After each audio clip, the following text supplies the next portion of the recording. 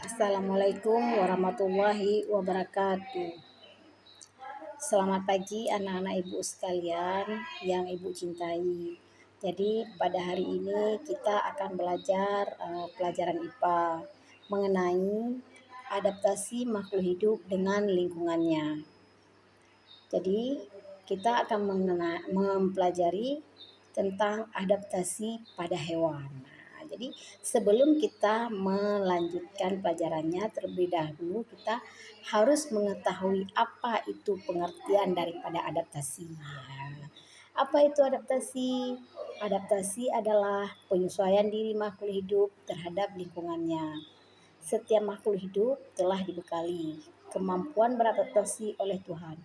Kemudian, kemampuan beradaptasi itu berguna untuk mempertahankan hidup.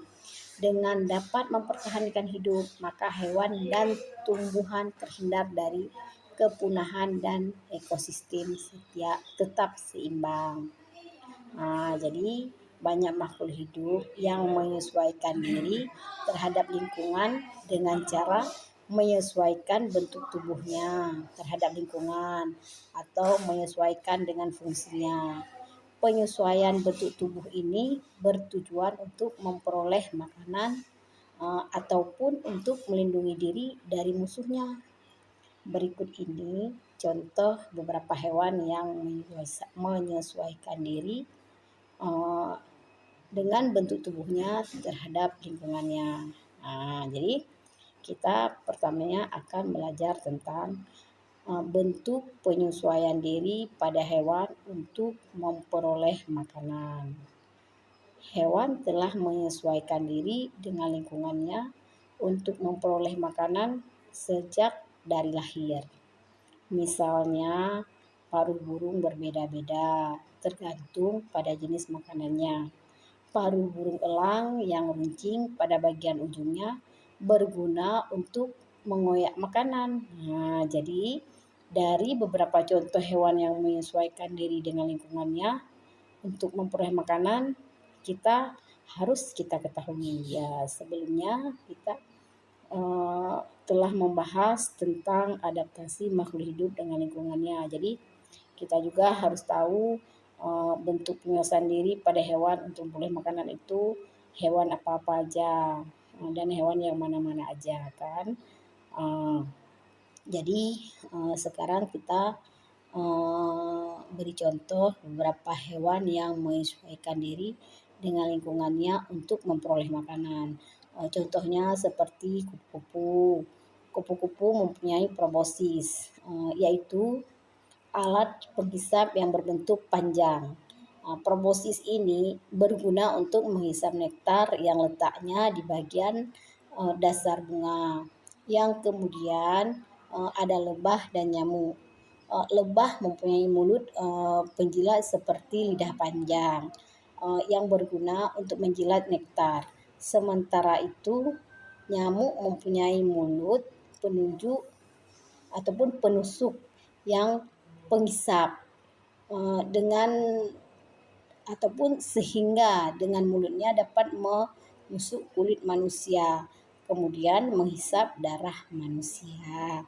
Dan berikut contoh hewan yang menyesuaikan diri untuk memperoleh makannya ada pada hewan burung.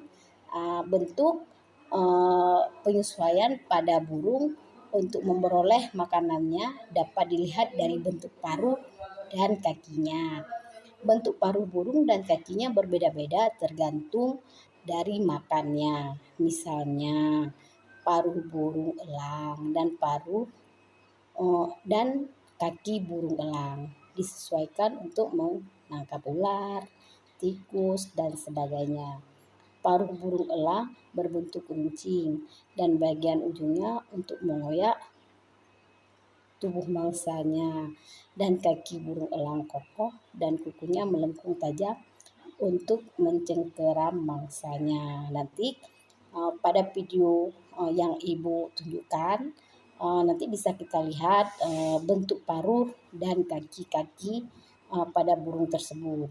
Jadi Juga pada hewan unta, kelelawar, bebek itu hewan yang memperoleh ataupun menyesuaikan diri untuk memperoleh makanan. Jadi kemudian kita juga akan belajar tentang bentuk adaptasi pada hewan untuk melindungi diri dari musuhnya.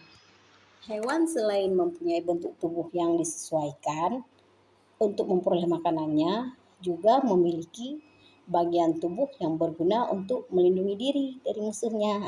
Contoh, pada adaptasi hewan yang melindungi dirinya dari musuhnya seperti bunglon. Bunglon tersebut dapat melindungi dirinya dengan mengubah warna tubuhnya.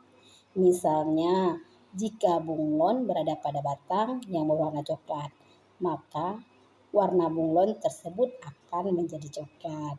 Dan pada hewan-hewan yang bentuknya ada yang beradaptasi dengan yang untuk melindungi dirinya dari musuhnya, masih banyak hewan-hewan yang lainnya seperti cumi-cumi, siput, ular, walang sengit, cicak. Nanti juga kita bahas pada pembelajaran, akan Ibu tampilkan pada video tentang pelajaran yang sedang kita bahas ini. Jadi kita akan belajar dengan proses pembelajaran video ya.